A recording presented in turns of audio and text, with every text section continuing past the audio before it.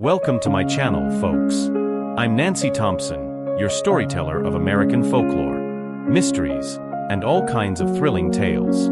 Join me for today's story, straight from the heart of history. Back in the days of colonial America, a small county was established in Virginia. There was a little town called Willow Creek. It was a bustling place, kissed by the winds of prosperity, home to many wise and learned folks. The 18 scenic views of Willow Creek, beloved by the poet Marcus Oakley, were right here. A modest stream ran through the town, flowing in from the northwest, winding through the valley, trickling over shallow banks, and meandering southwest of the settlement. It carved out a deep hollow, later dubbed Carp Pond by the townsfolk. They say Carp Pond holds a beautiful legend. Back in the day, there was a young scholar named Thomas Kinney. One night, while reciting poetry under the moonlight nearby, a golden carp leaped out of the water and turned into a stunning young woman. She joined Thomas in his poetry, and the two slowly fell for each other. Years later, after topping his exams at the Colonial Academy, he returned home, named the stream Carp Pond, and built a house by its edge. He settled there for good. Folks say Thomas Kinney Sr. lived in Willow Creek. His descendants, the brothers Thomas Jr. and Samuel Kinney, were the offspring of that very scholar from years past. Times had changed, though. The family's former glory had faded. By this generation, with their parents gone too soon, the two brothers relied on each other. Everything depended on the older brother, Thomas Jr., heading into the hills to chop wood for a living. Thomas Jr. was now past 30. He'd endured his share of hardship, working steady as a rock. But every penny he earned went to his younger brother's schooling. Even now, he hadn't married or started a family. Samuel Kinney, on the other hand, was a natural-born genius, always earning praise from his teachers. He was the brightest hope of the Kinney line, the one to carry the family forward. So, Thomas Jr. pinned all his dreams on him. When Samuel was little, he didn't mind much. But as he grew older, he saw his brother's good intentions. So he mustered up the courage to say, "Hey Tom, I don't want to study anymore. Thomas Jr. didn't let him finish. "Stop right there," he cut in sharp. "As long as I'm around, you're hitting those books, kid. No ifs, ands, or buts. If you let me down, how are we gonna face Ma and Pa up in heaven?" Samuel shot back, "You want me to study? Fine. But you gotta get me a sister-in-law first. No wife for you, no books for me." The brothers locked eyes, Samuel's tone leaving no room for debate. Thomas Jr. was stuck. To coax his little brother back to school, he reluctantly nodded. "All right, you got it. I'll find you a sister-in-law, don't you worry." The next day, Thomas Jr. went to the local matchmaker to find himself a bride. But the girls from nearby towns all turned their noses up at his rundown shack. No one wanted to tie the knot and scrape by in poverty. Thomas trudged home, his face heavy with disappointment. As he passed by Carp Pond, a woman's cry for help pierced the air. Thomas Jr. bolted toward the sound, his boots pounding the dirt. Peering over the edge of Carp Pond, he spotted a woman's head bobbing above the water, her body sinking fast, arms and legs thrashing in a desperate struggle. Without a second thought, he dove into the chilly stream, swam to her side, and hauled her up onto the bank. The woman must have swallowed a few gulps of water. She was choking and out cold. Thomas pressed on her stomach, working until she coughed up the water from her lungs. When she finally came to, she blinked up at a stranger hovering over her, and flushed red with embarrassment. "Hey miss, don't get the wrong idea," Thomas said quick, trying to clear the air. "I know you're the one who saved me," she replied. "I owe you my thanks." She struggled to her feet after speaking, but her legs gave out, and she stumbled backward. Thomas caught her and helped her to his house, then fetched the town doctor to check her over. The doc patched her up with some old-fashioned remedies, a few stitches and a dose of medicine, and soon she was stirring again. Thomas brought a bowl of broth from the kitchen, rushing in to stop her from getting up too soon. "Easy now," he said, "your body's weak. Rest up in bed a bit longer and drink this." She took the broth, sipped it down, and murmured, "Kind sir, my name's Willow. I came from out west, Kentucky way, looking for kin. Didn't expect." Her voice broke, and tears spilled down her cheeks. It turned out her full name was Willow Reed. Back home, a flood had wrecked everything. Crops drowned, fields ruined. Her folks starved themselves to save her, passing away one after the other. Before her pa died, he'd told her about an uncle in Willow Creek who'd struck it rich trading goods. Years back, her family had pooled their savings and sent it with him to start a business. But they hadn't heard a peep since. Now, with disaster hitting Kentucky, Willow trekked to Virginia to find him. After a long, hard journey, she tracked down her uncle's place, only to find he'd made it big, and didn't want anything to do with his poor kin. He had his hired hands run her off. Lost in a strange town with no one to turn to, Willow felt hope slip away. Passing by Carp Pond, she'd slipped and fallen in. Her swimming skills no match for the current, and cried for help just as Thomas happened by. That's how her life got saved. As they talked, Samuel Kinney strolled in from school, spotting a stranger in the house. He raised an eyebrow and asked, "Tom, who's this?" "Oh, Sam, perfect timing," Thomas grinned. "Let me fill you in." He recounted the day's rescue, and Samuel listened, wide-eyed. Then he turned to the woman and said, "Miss Willow, if you don't mind our humble setup, why not marry my brother? He'd treat you right, I swear." Willow blushed hard at the suggestion, not answering right away, just sneaking a glance at Thomas. Samuel, seeing his brother freeze up like a log, nudged him, "Come on, Tom, step up. She's not put off by our patched-up roof. She'd make a great sister-in-law. Wouldn't that be something?" Thomas fumbled, tongue-tied, until Willow spoke first. "If Thomas doesn't mind me being an orphan with nothing, I'd be honored to be his wife, and take good care of him." With Samuel playing matchmaker, the deal was sealed. No big ceremony, mind you, just the brothers and old man Liam Smith, a respected elder in town, standing witness to their vows. After Thomas tied the knot, Samuel kept his word and hit the books hard, gearing up for the big exams in Philadelphia 2 years out. Time flew by, and soon he was ready to head north. Before he left, Thomas pulled some coins from his pocket and pressed them into Samuel's hand. "Kid, it's a long road ahead," he said. "Take this, it's all I got to give." Samuel started to wave it off, but Willow chimed in, "You know your brother's stubborn as a mule. Take it, you'll need it on the way." With his sister-in-law backing it up, Samuel pocketed the money, said his goodbyes to the pair, and set off from Willow Creek to the big city. He traveled light, picking wild berries when the trail got rough, sleeping in roadside chapels when he could, until Philadelphia loomed on the horizon. His wallet was down to a few cents, too little to spend, since he'd need it for the exam fees. Blowing it now would mean missing his shot. Just as Samuel reached the outskirts of Lancaster, he caught sight of something grim. A woman lay crumpled on the ground, beaten unconscious, while a group of rough-looking men hoisted her onto a wagon. Samuel froze, heart pounding. If he followed them, he might miss his chance at the exams. But if he walked away, could he live with letting her suffer? He wavered for a moment, then steeled himself. "A man's gotta do what's right," he muttered. "Books teach justice. How can I claim it if I turn a blind eye now?" With that, he decided to trail the wagon, figuring he'd scope things out first. Lucky for him, the wagon rattled along slow, and Samuel kept pace unnoticed. After a while, it pulled up outside a rundown barn. The men glanced around, then hauled the woman inside.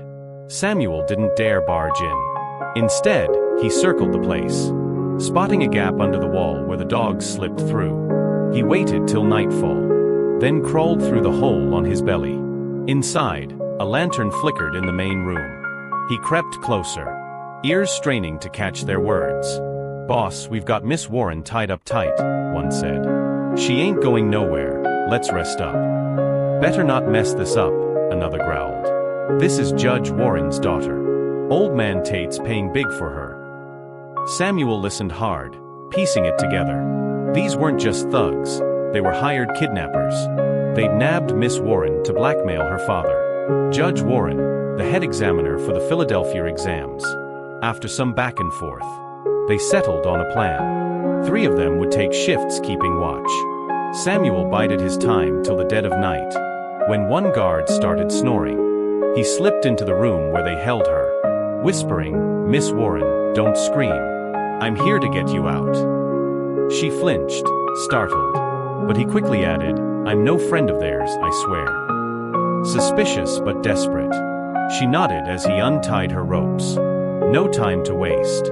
He led her back to the dog hole and hissed, "We're crawling out. Go." Miss Warren hesitated. Crawling through muck wasn't exactly her style, but shouts from the barn lit a fire under her. "Better dirty than dead," Samuel urged. She gritted her teeth and slid through. Samuel right behind her. The kidnappers' yells erupted. "They're gone. After M." And boots thundered after them. The pair sprinted into the woods, thorns snagging their clothes, the gang hot on their heels.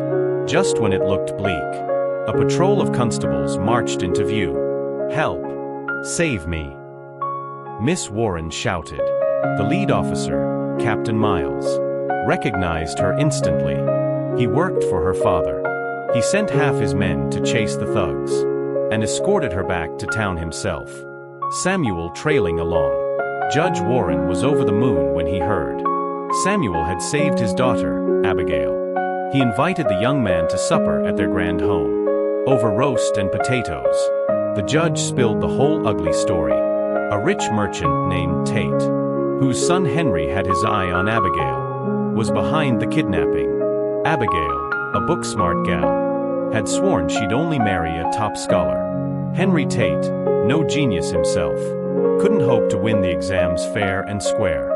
So Tate hired those goons to nab her, figuring he'd strong-arm the judge into rigging the results. "It's a disgrace," Samuel fumed. "Exams are about merit, not money." Judge Warren nodded, but sighed. "Tate's got pull.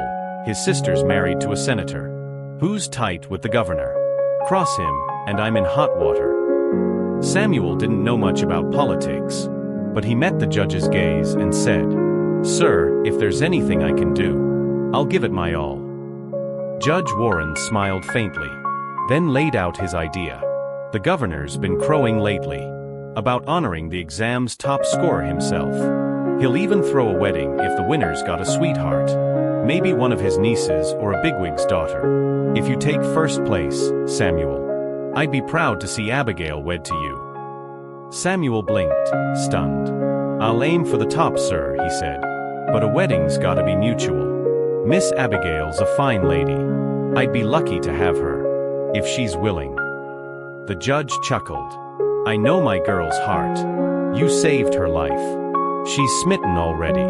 Just don't flop the exam, or this chance slips away."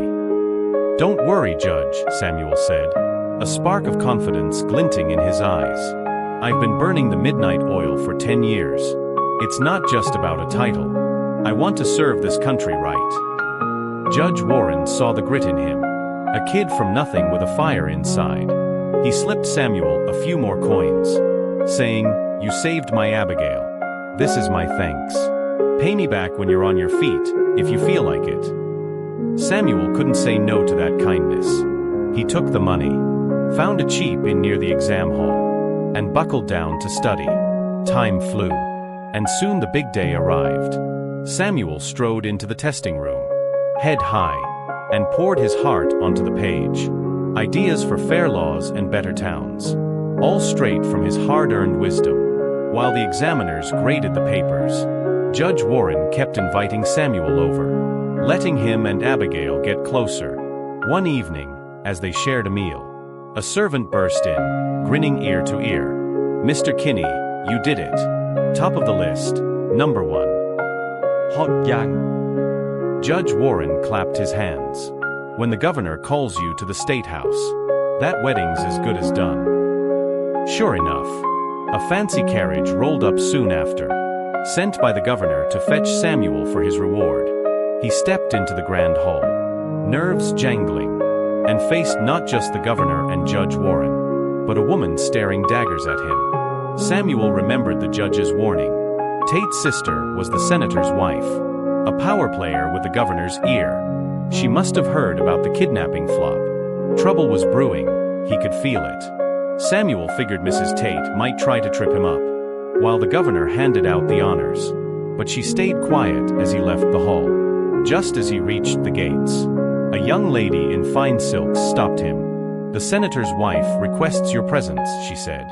Samuel recognized her. She'd been hovering near Mrs. Tate during the ceremony. No dodging this one. He followed her to a lavish parlor, where Mrs. Tate dismissed her attendants and fixed him with a cold stare. "Mr. Kinney, champion of the exams," she said. "No need for formalities. You know why you're here." "Ma'am, I reckon I don't," Samuel replied, keeping his head low. "Please enlighten me." She smirked. "You've guessed who I am, I'm sure. I'll cut to it. My brother's boy fancies Abigail Warren. Step aside, let him have her. And I'll see the governor throws you a wedding. With someone even finer." "With all due respect, ma'am," Samuel said, "the governor's already promised me a match. I can't go against his word." Mrs. Tate's face tightened, anger flaring, but she swallowed her next words, eyes sharp as a hawk's. Samuel left her parlor, sweat soaking his shirt. He'd thought winning the exams would let him do good, help folks. But stepping into this world showed him how tangled power could get. Behind him, Henry Tate stormed out from a side room, fuming to his aunt. "You're letting him walk away? After he stole Abigail from me? Who said I'm done with him?"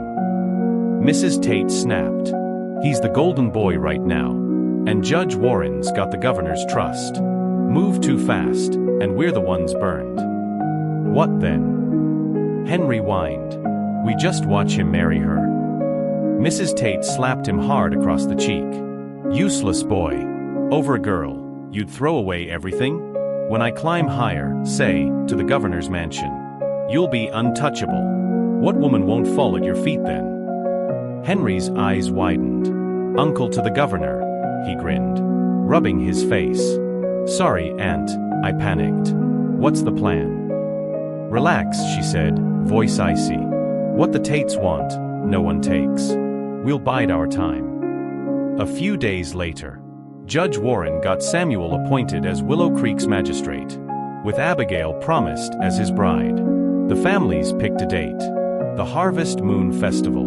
Word spread fast.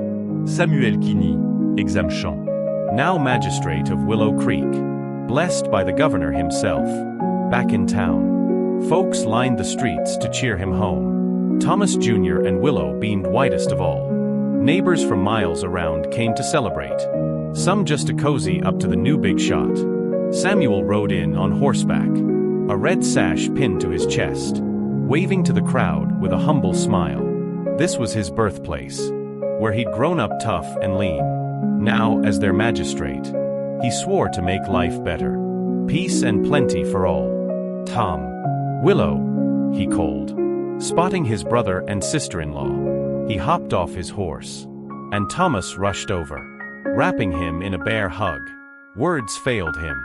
Years of sacrifice poured out in that embrace.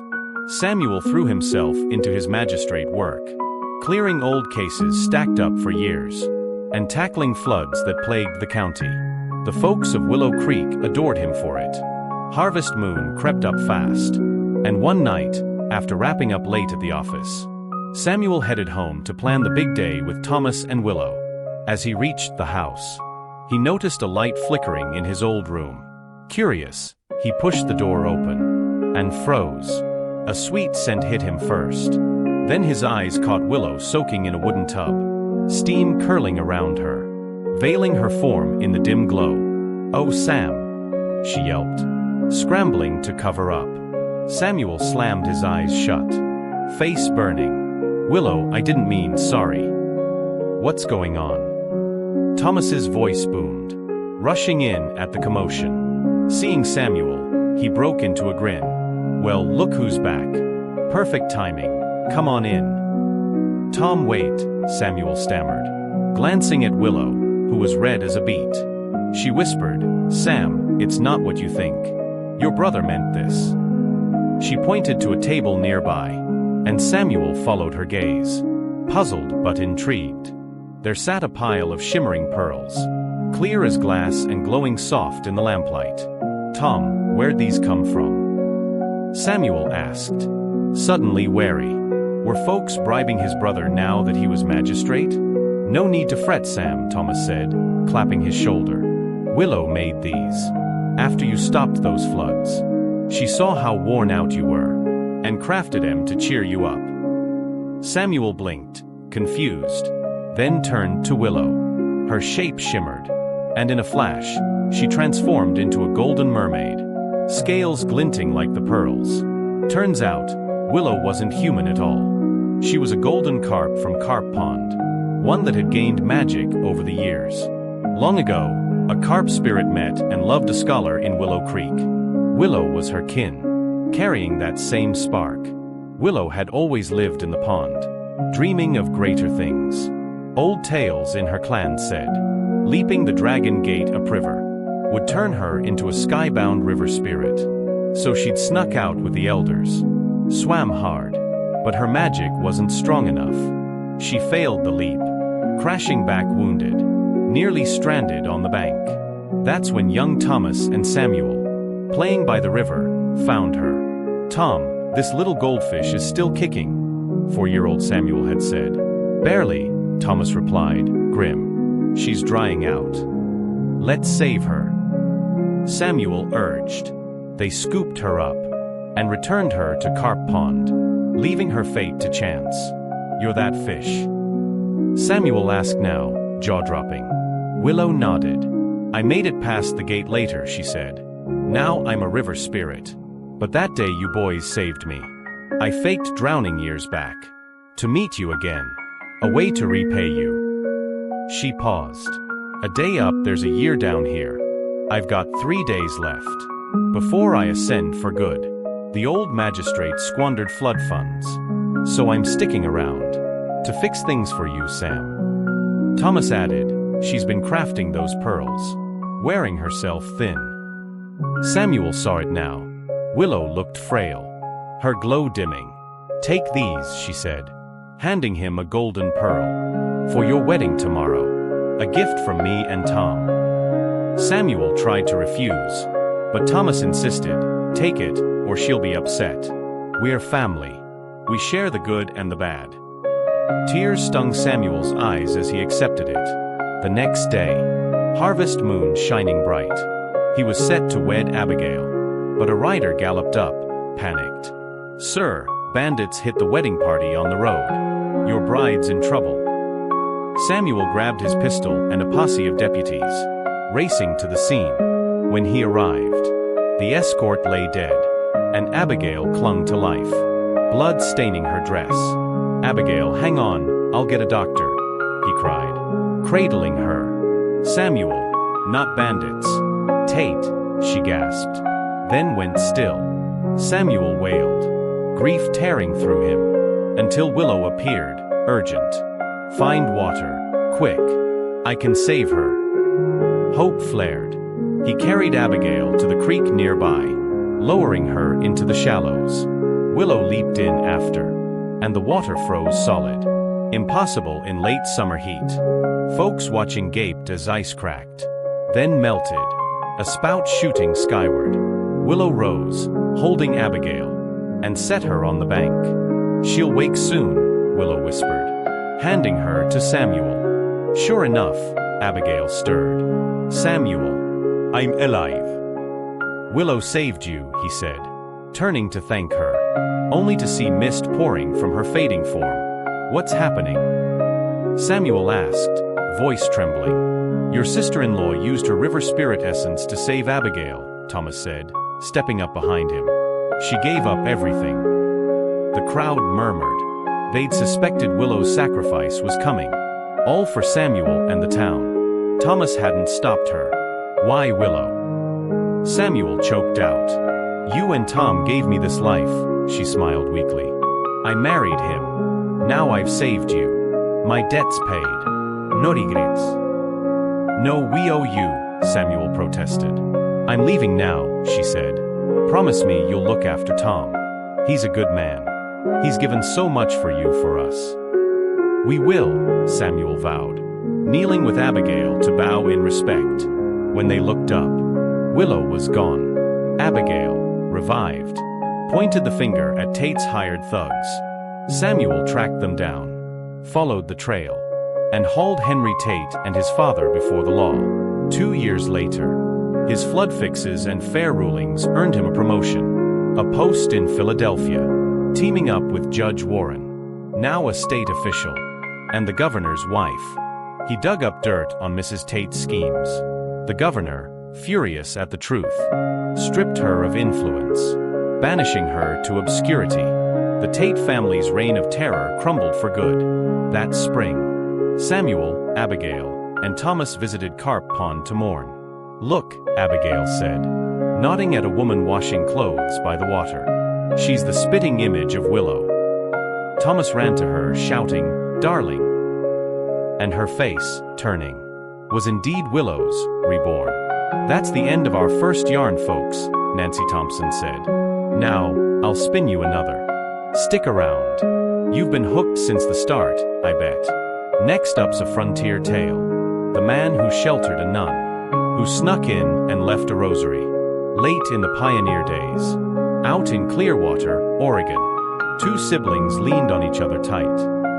Out in Clearwater, Oregon, lived a brother and sister, Jacob and Lily Summers. They'd been born to wealth. Their folks ran a thriving trading post, but a wildfire roared through one night, burning their fortune to ash. Their parents shielded them from the flames, saving their lives at the cost of their own. Jacob, still a kid, took on raising Lily. They holed up in a crumbling barn outside town, surviving on what Jacob could beg off the streets. He gave Lily every scrap of food he scrounged, leaving himself rail-thin and hollow-eyed. Pitying them, townsfolk chipped in coins to build the pair a couple of shacks, a roof to keep out the rain at last. Jacob learned to fish under the locals' guidance, ditching begging for a rod and line. Years rolled by, and the siblings grew up. Jacob fished the river daily, while Lily stayed home, sewing and mending to pitch in. Their hard work paid off. Not riches, but enough to get by. They were content, even at the bottom rung of Clearwater. Now in his 20s, Jacob still hadn't found a wife. Friends tried setting him up, but the girls around town scoffed at his patched clothes and empty pockets. Lily, though, bloomed into a beauty. Suitors lined up for miles. She hadn't met her match yet, holding out for something real. One day, Jacob came home before noon, rod slung over his shoulder. Lily raised an eyebrow. Back early, Jake? Yeah, he sighed. Bill Tanner cornered me again about you. Says he's crazy for you, Lil. He's a decent guy, got a steady job. You'd be set marrying him. Lily groaned, cutting him off. No way, Jake. I'm not hitching up, unless you find me a sister-in-law first. Jacob chuckled ruefully. With my luck, Lil, I'll be a bachelor forever. If you're not into it, forget I said anything. He grabbed his gear and headed back to the river, leaving her shaking her head. At the water's edge, Jacob noticed a crowd downstream, buzzing with excitement. Hey, come look, someone hollered. Tom Riley hooked a weird fish. Never seen anything like it. Jacob wandered over. Curiosity piqued. When he saw it, his gut twisted. The fish gleamed gold. 6 long tendrils trailing from its sides, and 2 tiny legs sprouted from its head. A memory flickered. An old trapper's tale about a river guardian. Tom, Jacob said urgent, you ought to let that go. Look at it. It's got a dragon's mark. Mess with it, and we're asking for trouble. The crowd roared with laughter, Tom grinning widest. Jealous, Jake? If I cut it loose, you dive in to snag it yourself. I ain't that dumb. Jacob pressed, undeterred. What are you planning with it, Tom? Sell it, course, Tom shot back. This is a gift from the wild. No way I'm passing it up. $10, and it's yours. Jacob frowned. $10 was a fortune he didn't have. Looks half dead already, he said. 10 steep, I've got $1. Take it or leave it. Tom hesitated, knowing deep down the fish had just washed up. Not some grand catch. A buck was better than nothing if it croaked. Fine, Jake, he relented, playing it generous. Since you're such a softy, I'll let it go for $1. The crowd smirked at Tom's backpedaling, but Jacob didn't care. He ran home, grabbed the cash, and bought the strange fish. Its golden scales dull but still alive. Jacob carried it to a quiet bend in the river, away from prying eyes. Get outta here, he muttered, slipping it back into the water. Don't show your face again. I ain't got more to bail you out next time. The fish twitched, then swam off slow, vanishing into the depths. Jacob watched it go, hoping he dodged whatever curse it might have carried. A few days later, he and Lily sat in their yard, patching up fishing nets. A stranger stepped through the gate. A woman, striking and unfamiliar. Jacob stared, caught off guard by her beauty, momentarily lost in her presence. She spoke first, breaking the spell. Sir, I haven't eaten in days. Could you spare a meal? Jacob snapped out of it. Come on in, miss, he said quick. I'll fix you something. Her face lit up, and she followed him inside. He whipped up a simple spread. Fish, cornbread, whatever they had. And she dug in without a fuss, devouring it like she'd been starving. When she finished, she dropped to her knees before Jacob, startling him. Whoa, miss, what's this? He said, pulling her up. It's just food. No need for that. Where are you from? How'd you end up like this? Tears welled in her eyes as she answered. My name's May Carter. My folks died in a wagon crash out east. I got sent to my aunt's place, but she couldn't stand me.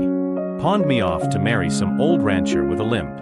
I slipped away when she wasn't looking. Jacob and Lily exchanged a glance, their hearts going out to her. May, Lily said soft. Where are you gonna run to alone? Stay with us. No one will bother you here. May looked to Jacob, hesitant. He nodded firm. Stick around, May. You're safe with us, I promise. Relief washed over her, and she settled in, grateful for a roof and kind faces. As winter rolled in, May turned their shacks into a home, scrubbing floors, mending walls, cooking meals that warmed the soul. Jacob and Lily couldn't stop praising her. Days stretched into weeks, and Jacob found himself smitten, though he kept it quiet. His rough life made him doubt she'd ever look twice at him. Lily, sharp as ever, caught the way he stared. One day, she cornered May. What do you think of Jake? May smiled shy. He's got a big heart. Honest, steady, a rare kind of man. Lily's eyes sparkled. Well, why not marry him then? We'd be family for real. May blushed deep. I don't know if he'd want me, she murmured. Lily grinned wide. He's been sweet on you forever. Just too chicken to say it.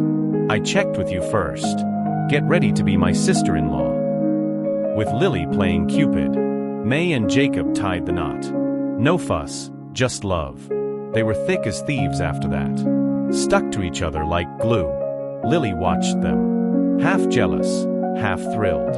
One morning, she heard a seamstress shop in town was hiring, eager for work.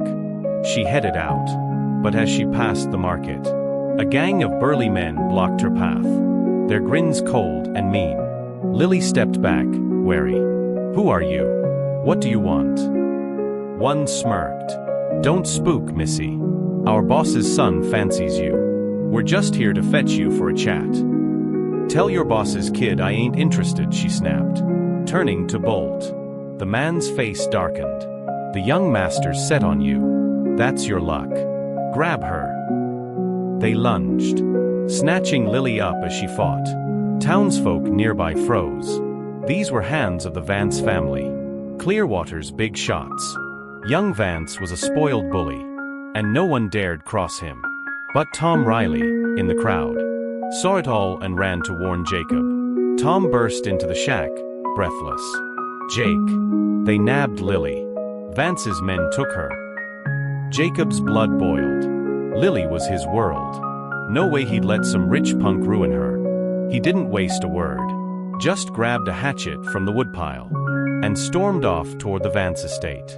May, wide-eyed with worry, ran after him, her skirts kicking up dust.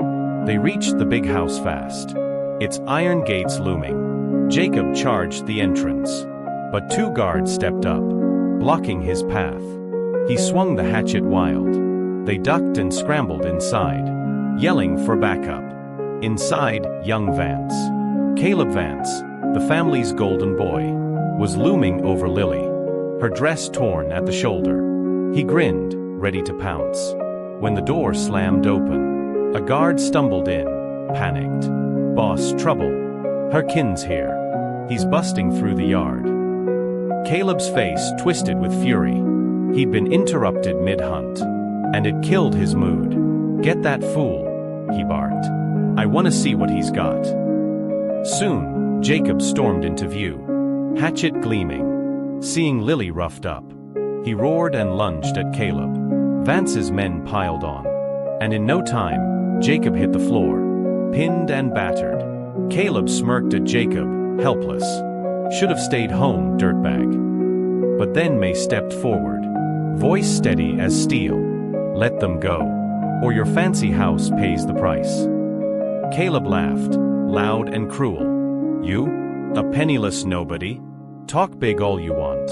Stick around, maybe I'll keep you too." His taunts lit a fuse in May.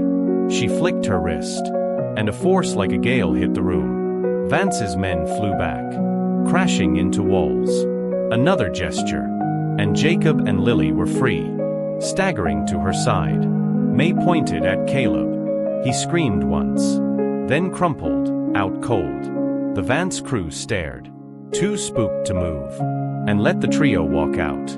Jacob, still reeling, turned to May. "Where'd that come from?" She sighed. "No point hiding it now. I'm the river guardian. That goldfish you saved.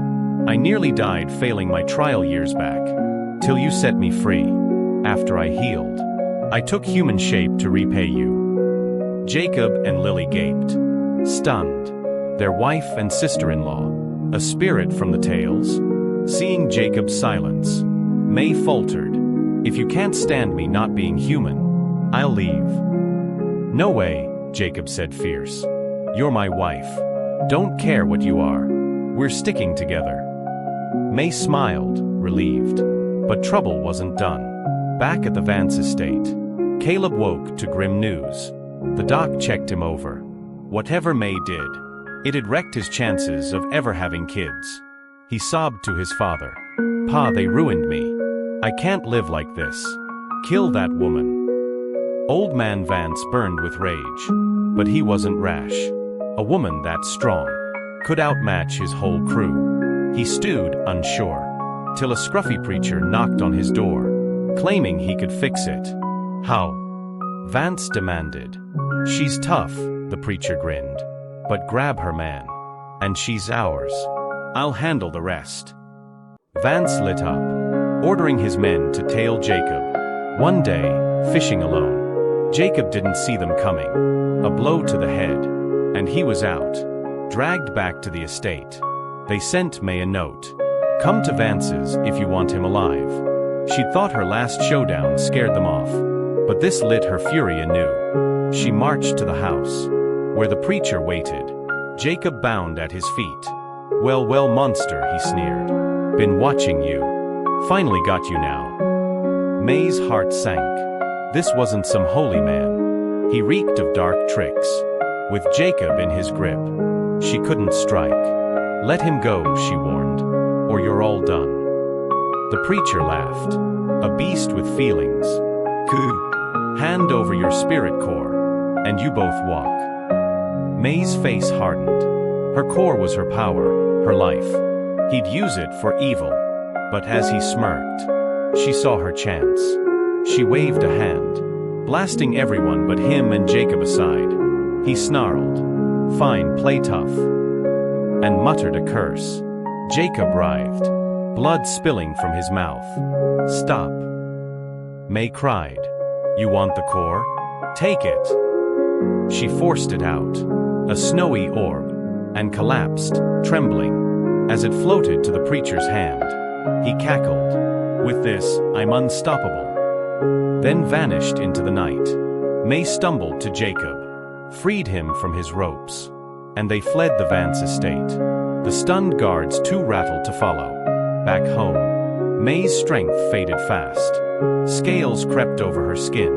Without her core, she couldn't hold her human shape. "Jacob," she whispered, "I'm out of power. Soon I'll be a fish again. We weren't meant to last. Take care of yourself." Jacob clutched her, tears streaming. "Don't matter what you turn into. I'm with you forever. We ain't splitting up." As he spoke, May's body gave out, morphing into a massive golden fish. He grabbed a barrel, filled it with water, and set her inside, vowing, "You're staying right here. I'll look after you." Lily watched, heart heavy. Her brother's devotion was unshakable, and May's sacrifice had saved her life. It was a bittersweet trade, tragedy laced with luck. Days later, a traveling nun knocked on their door, asking for food. Jacob welcomed her in, noting the late hour. "Sky's dark, ma'am," he said. "Rest here tonight. Head out tomorrow." The nun nodded, grateful, and they fed her a simple meal. Night fell, and while Jacob and Lily slept, a figure slipped into Jacob's room. The nun, pausing by the barrel. She peered at the golden fish, murmuring, "So that's how it is. All right, I'll lend a hand." She unhooked a rosary from her neck, wooden beads worn smooth, and dropped it into the water. Then she slipped out, quiet as a shadow. A month passed. Jacob trudged home from fishing, pole over his shoulder, when he saw a woman by the shack, a face he dreamed of every night. His hands shook. "May," he croaked. She turned, smiling. "It's me, Jacob. I'm back. And this time, we're never parting." They fell into each other's arms, sobbing with joy. May explained later, "The nun's rosary woke my spirit. I rebuilt myself. Human now, no magic left. Just a regular gal." Jacob didn't care. She was his May, and that was enough. They started a small trading post, scraping by at first, but it grew steady. May bore him 2 kids, and the family thrived, happy in their hard-won peace. That's the tale, folks, Nancy Thompson wrapped up. If you liked it, drop a comment below. Subscribe, share. Thanks for listening. See you next time.